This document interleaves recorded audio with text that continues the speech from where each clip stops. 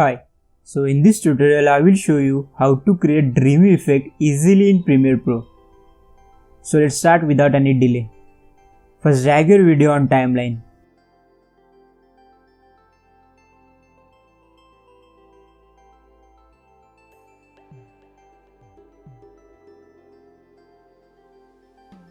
Next create a new adjustment layer and drag on top like this.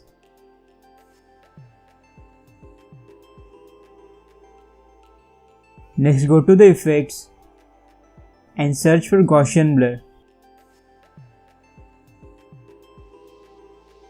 Once you get it, simply drag on adjustment layer. Next go to the effect controls and increase blurriness.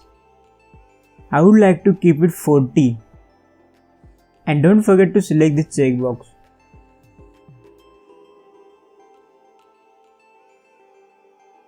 Next change the blend mode to screen.